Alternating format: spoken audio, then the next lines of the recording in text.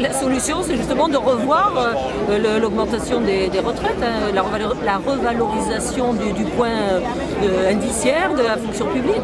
Je pense que c'est un effet automatique et mathématique. Et seulement, justement, ce point il est bloqué pour des raisons de crise budgétaire, de crise tout court. Et puis l'argent, il ne va pas forcément pour les retraités, il va ailleurs. Il va pour nos interventions dans des pays lointains, il va pour des programmes qui nous dépassent largement. Et il va aussi pour enflouer tout simplement, toujours pareil, les riches, les financiers, les cadeaux au capital. C'est toujours la même chose, c'est toujours la même rengaine qu'on nous raconte. Et ce qui est triste, c'est qu'on nous la raconte depuis, je dirais, un gouvernement dit socialiste. Et c'est ce qui nous ennuie beaucoup. C'est pour ça qu'aujourd'hui, on veut faire entendre notre voix. Et devant FR3, qui va complètement méconnaître les candidats du Front de gauche, puisqu'aujourd'hui, pour les départementales, on ne nous parle absolument pas des candidats du Front de gauche. Elle se passe du mieux possible, parce que nous avons un boulevard devant nous, vu que nous n'avons absolument personne pour représenter l'électorat socialiste. Et comme nous avont la prétention d'être la vraie gauche, donc nous nous adressons à tout l'électorat de gauche.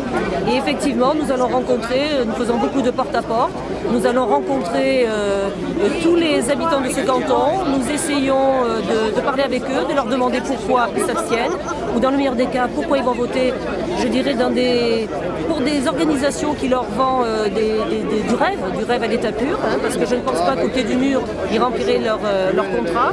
Mais donc nous allons rencontrer tous ces gens et leur apporter l'espoir d'une solution alternative qui est pour moi la véritable gauche.